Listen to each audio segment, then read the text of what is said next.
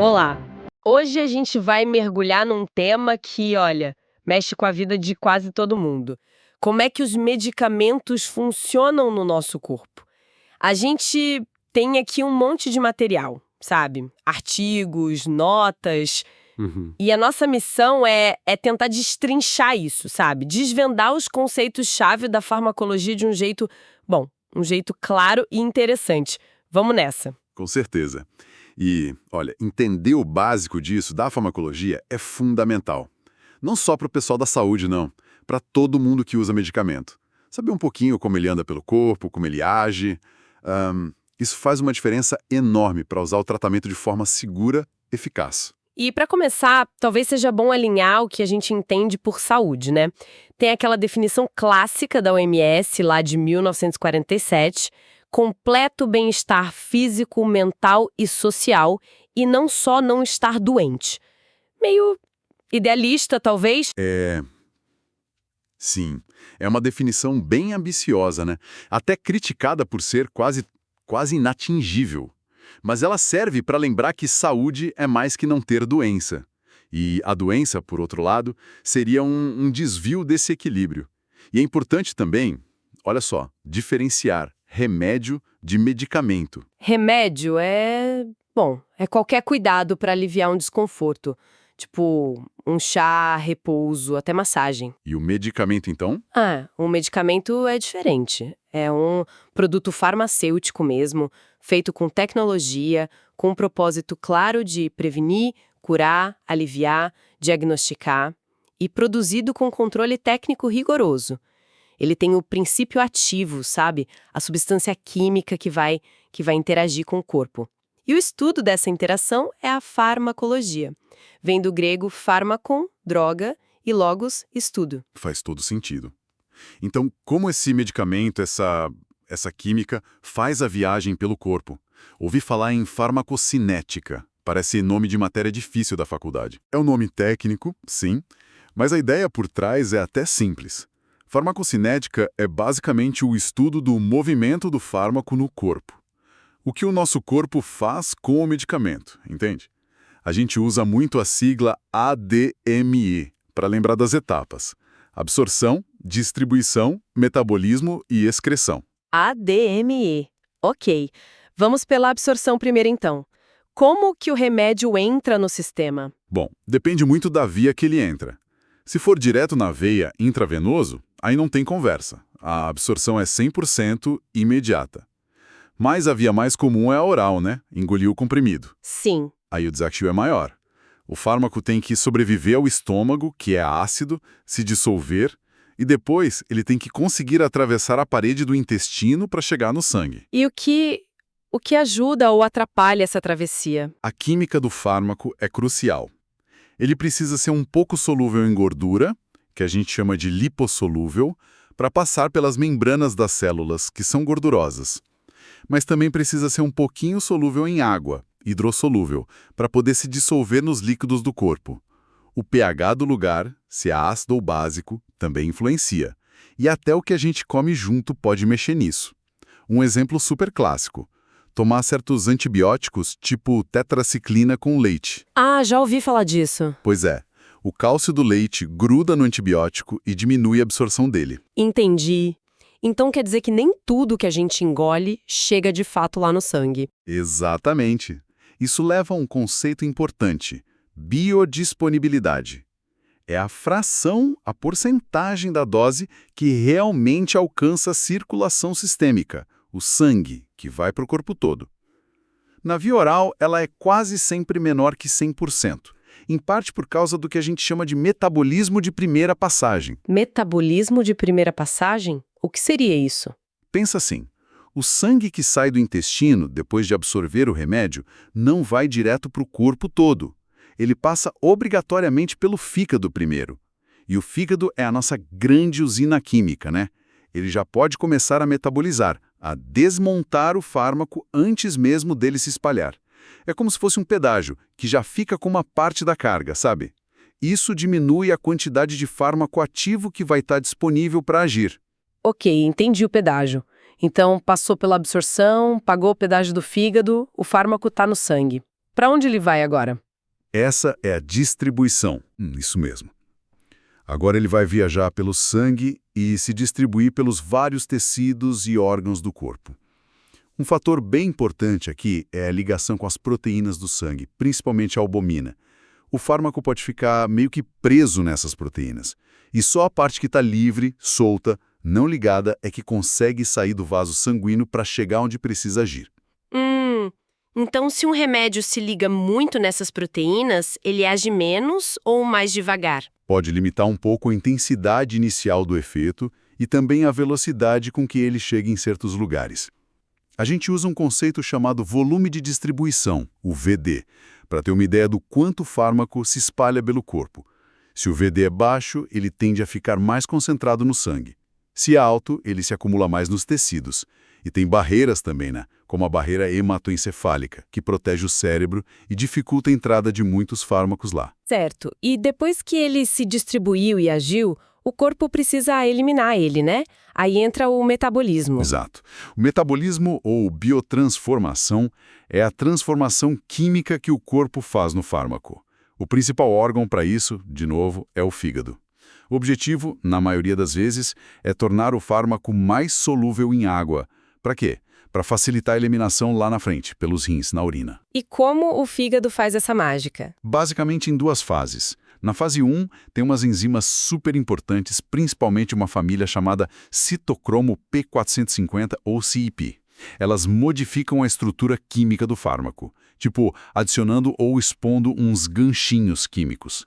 Depois, na fase 2, outras enzimas vêm e grudam moléculas do próprio corpo nesses ganchinhos. O resultado é uma molécula maior e bem mais solúvel em água. Citocromo P450. Eu já ouvi falar que isso varia muito de pessoa para pessoa. Varia demais. A nossa genética tem um papel enorme em como essas enzimas C e PY funcionam. Tem gente que metaboliza certos remédios super rápido, outros bem devagar. É por isso que a mesma dose pode ser ótima para um, mas tóxica ou simplesmente não funcionar para outro. E mais, outros remédios, alimentos, até suplementos podem acelerar, que a gente chama de induzir, ou frear, inibir essas enzimas. E isso causa interações medicamentosas que podem ser bem sérias. Uau, que complicação! E a última etapa do ADME? Excreção. Como que o remédio sai do corpo? A rota principal de saída são os rins, na urina. Mas ele também pode sair pela bile, que vai para as fezes, pelo ar que a gente expira, alguns anestésicos saem assim, pelo suor, lágrimas e até pelo leite materno, o que é super importante para quem amamenta. Lá nos rins, o fármaco é filtrado do sangue, pode ser bombeado ativamente para dentro da urina e uma parte pode até ser reabsorvida de volta para o sangue. A regra geral é, quanto mais solúvel em água ele ficou depois do metabolismo, mais fácil é sair na urina. E o que são aqueles termos meia-vida e estado de equilíbrio, que a gente às vezes vê na bula? Boa pergunta. Meia-vida, ou T-meio, é o tempo que o corpo leva para a concentração daquele fármaco no sangue cair pela metade. Isso ajuda a definir de quanto em quanto tempo tomar o remédio, sabe? Já o estado de equilíbrio, ou steady state, é quando você está tomando o remédio regularmente. E a quantidade que entra no corpo a cada dose fica igual à quantidade que o corpo consegue eliminar. Demora umas 4 ou 5 meias-vidas para chegar nesse ponto. É o nível que a gente busca manter para ter o efeito terapêutico constante. Nossa, fascinante essa jornada ADME. Mas agora vem a parte que talvez seja a mais crucial.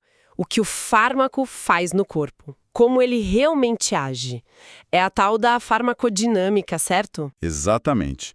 Se a cinética era o movimento, o que o corpo faz com o fármaco, a dinâmica é a ação, é o que o fármaco faz no corpo. Como ele interage com as nossas células para produzir um efeito, seja o efeito que a gente quer, o terapêutico, ou um efeito colateral. E onde ele age, principalmente, quais são os alvos? O alvo mais comum, disparado, são os receptores. Pensa neles como se fossem fechaduras moleculares na superfície ou dentro das células. Cada tipo de fechadura só aceita chaves bem específicas que podem ser as substâncias naturais do nosso corpo ou os fármacos que imitam ou bloqueiam essas substâncias. Mas olha, os fármacos também podem agir em outros lugares, tipo em enzimas, bloqueando ou ativando elas, em canais por onde passam íons, ou em transportadores que carregam coisas para dentro ou para fora da célula. E essa ligação do fármaco no receptor, na fechadura, como ela é? Geralmente é uma ligação química que não é permanente, é reversível, não é uma cola super forte, sabe? Isso permite que o fármaco se ligue, faça seu efeito e depois se solte. Dois conceitos aqui são muito importantes. Afinidade, que é o quão bem a chave encaixa na fechadura, a força da ligação, e especificidade, que é se aquela chave serve só para uma fechadura específica ou se ela abre várias portas diferentes. Quanto mais específico o fármaco, menos chance dele causar efeitos em outros lugares que a gente não quer. E o que acontece depois que a chave encaixa? Ela tem que girar a fechadura, né? Exato. Aí entra a eficácia, ou atividade intrínseca. É a capacidade daquela chave, daquele fármaco, uma vez que ele está ligado, de girar a fechadura e abrir a porta, ou seja, de ativar o receptor e causar uma resposta dentro da célula. É isso que diferencia os tipos de fármacos. Que seriam quais tipos? Bom, tem o agonista. Ele é a chave que encaixa e gira, imitando o efeito da substância natural do corpo. Pode ser um agonista total, que gira a fechadura completamente, dando o efeito máximo, ou um agonista parcial, que gira só um pouquinho, dando o efeito mais fraco. E tem o antagonista. Ele é a chave que encaixa, mas não gira. Ele fica ali, ocupando a fechadura, e impede que a chave certa, o agonista, consiga se ligar e funcionar. Ele age como um bloqueador. Entendi. E esse bloqueio, como funciona na prática? O tipo mais comum de antagonista é o competitivo. Ele literalmente disputa a mesma fechadura com o agonista natural. Se tiver muito agonista por perto, ele pode acabar vencendo a competição e deslocando o antagonista. O propranolol, que a gente usa para pressão alta, por exemplo, ele compete com a adrenalina pelo receptor beta lá no coração. Mas existe também um antagonista não competitivo. Esse é diferente. Ele se liga num lugar diferente do receptor, mas ao fazer isso, ele muda o formato da fechadura principal. Aí mesmo que o agonista consiga se ligar, ele não consegue mais ativar o receptor. Então a ligação no receptor é só o começo da história. Como que isso vira um efeito de verdade na célula? Uma resposta? Essa ligação dispara uma cascata de eventos dentro da célula. É o que chamamos de sinalização celular. Tem vários jeitos disso acontecer. Alguns fármacos que são bem solúveis em gordura conseguem entrar na célula e ativar receptores que ficam lá dentro, controlando diretamente a leitura dos nossos genes. É assim que os corticoides funcionam, por exemplo. Outros se ligam a receptores na membrana, que já são eles mesmos canais iônicos. Quando o fármaco liga, o canal abre ou fecha, muda a passagem de íons e altera a eletricidade da célula bem rápido. É o caso de alguns calmantes que agem no receptor GABA. E aqueles receptores acoplados à proteína G que você mencionou? Eles parecem ser muito importantes, né? São a maior família de receptores que a gente conhece. Pensa neles como um sistema mais elaborado. O fármaco, o agonista, liga do lado de fora da célula. Isso ativa uma proteína intermediária do lado de dentro, a tal proteína G, e essa proteína G, por sua vez, vai ativar ou inibir outras moléculas, que a gente chama de efetores, podem ser enzimas ou outros canais iônicos. Muitas vezes, esses efetores produzem os chamados segundos mensageiros, que são moléculas pequenas que se espalham dentro da célula e amplificam muito o sinal inicial. É um mecanismo super comum. Muitos remédios para pressão, asma, alergia funcionam por essa via. O corpo pode, se acostumar com o medicamento, a resposta diminuir com o tempo. Pode sim. Isso se chama tolerância ou dessensibilização.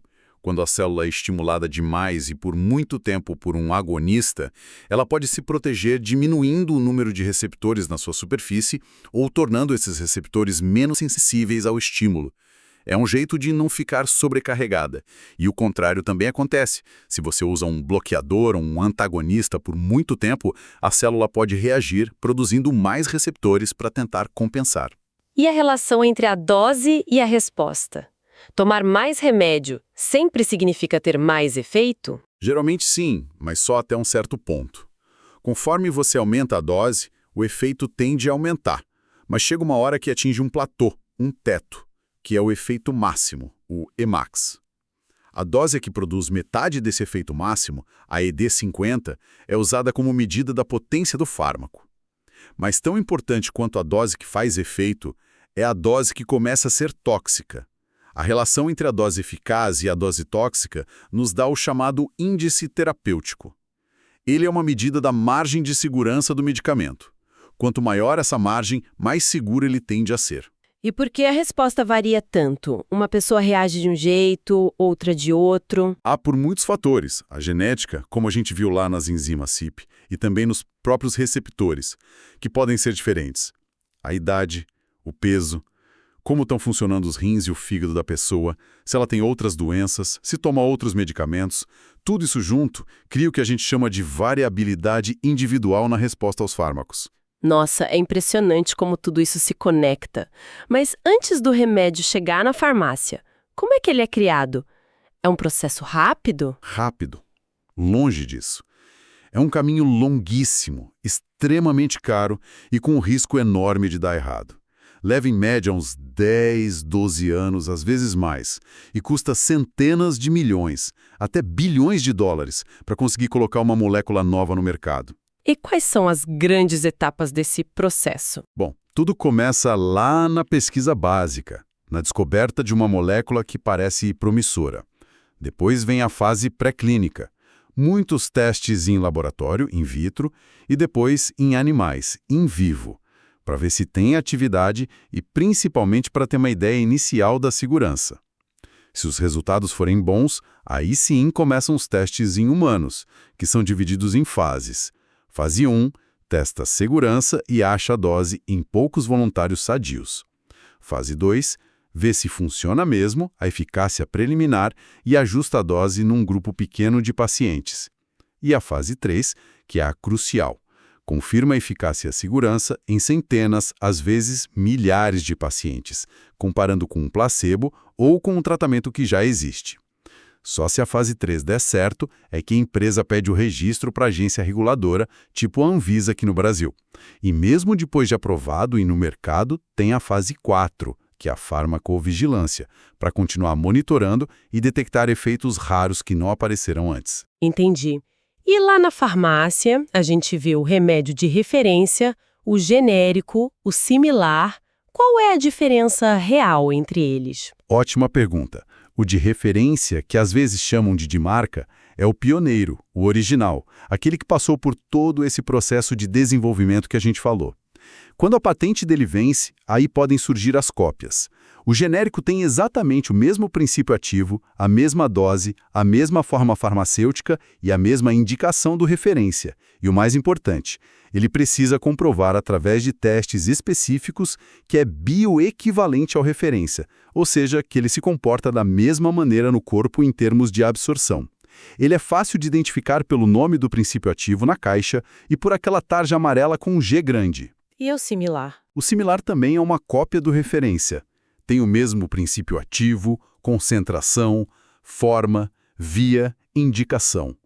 Mas antigamente ele podia ter algumas diferenças, tipo recipientes, prazo de validade, e não precisava obrigatoriamente do teste de bioequivalência. Só que isso mudou.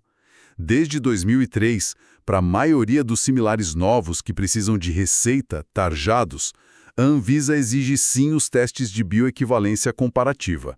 Na prática, hoje, tanto genéricos quanto os similares que passaram por esses testes podem ser intercambiáveis com o de referência. A diferença é que o similar tem um nome de marca próprio, não usa só o nome do princípio ativo. Ah, agora ficou mais claro. Bom, vamos tentar conectar tudo isso agora.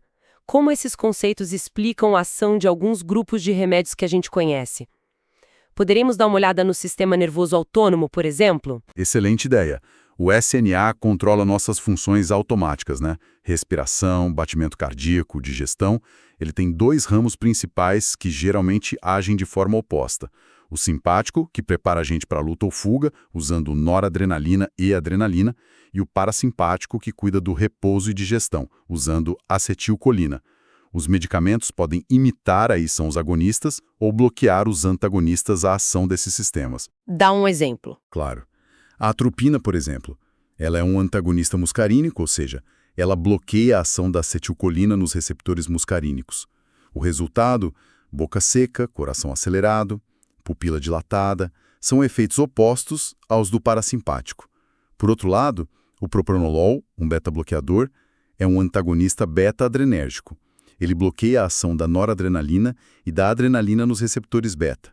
Com isso, ele diminui a frequência cardíaca, baixa a pressão, ele está bloqueando os efeitos do simpático. São exemplos bem clássicos de antagonismo funcionando na prática. Legal. E os anti-inflamatórios, tipo ibuprofeno, diclofenaco? Como eles se encaixam na farmacodinâmica? Eles agem como inibidores de enzimas, especificamente das enzimas chamadas COX ou ciclooxigenase. Essas enzimas são responsáveis por produzir umas substâncias chamadas prostaglandinas, que estão envolvidas na dor, na febre e na inflamação. Existem duas formas principais dessa enzima. A COX-1, que está sempre presente e tem funções importantes como proteger a mucosa do estômago e ajudar na coagulação. E a COX-2, que aumenta muito durante um processo inflamatório. Os anti-inflamatórios não esteroidais, os AINES clássicos como o ibuprofeno, naproxeno, o diclofenaco, eles inibem as duas, COX-1 e COX-2. Ah, por isso que eles aliviam a dor e a inflamação? Exato, por inibir a COX-2. Mas é também por isso que eles podem dar efeitos colaterais, como irritação no estômago ou até úlcera, porque eles também inibem a COX-1 que protege o estômago. E o paracetamol? Ele é diferente, né? Sim, o paracetamol ou acetaminofeno tem um mecanismo um pouco diferente. Age mais no sistema nervoso central para controlar a dor e a febre. Ele tem pouca ação anti-inflamatória lá na periferia, onde está a inflamação. Por isso ele não costuma irritar tanto o estômago. Mas, por outro lado, é muito importante não passar da dose máxima recomendada pelo risco de causar lesão grave no fígado.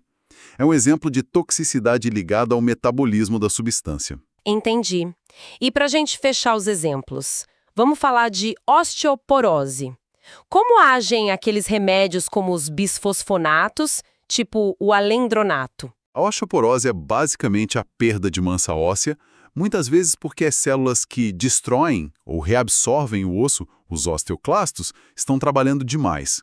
Os bisfosfonatos são fármacos que têm uma afinidade especial pelo osso. Eles se depositam lá e agem diretamente inibindo a atividade desses osteoclastos. Eles diminuem a destruição óssea. É um exemplo bem interessante de um fármaco que vai direto no alvo celular para corrigir um desequilíbrio. Perfeito. Nossa, cobrimos muita coisa hoje, hein? Desde a jornada ADM do fármaco no corpo, que é a farmacocinética, até como ele age lá na célula, a farmacodinâmica. Falamos do desenvolvimento, dos tipos de medicamentos genéricos similar e vimos como esses princípios se aplicam em exemplos práticos.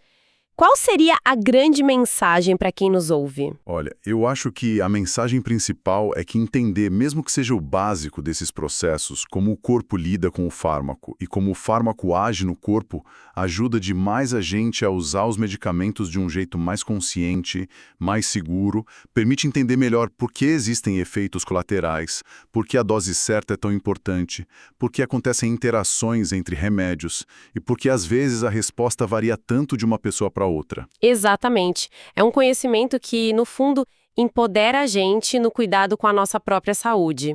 E para a gente terminar, fica uma reflexão. Falamos muito sobre essa variabilidade individual, né? Como a nossa genética, a nossa dieta, até as bactérias que vivem no nosso intestino podem influenciar como a gente responde a um remédio. Sim, cada pessoa é quase um universo farmacológico particular, pode-se dizer. Então, fica a provocação. Será que no futuro a gente vai conseguir ir além desse modelo meio tamanho único dos medicamentos? Será que vamos conseguir desenvolver terapias que sejam verdadeiramente personalizadas, ajustadas para as características únicas de cada indivíduo, talvez usando nossa genética ou outros marcadores biológicos? O que vocês acham? Fica aí a reflexão para todo mundo. Olá! Hoje a gente vai mergulhar num tema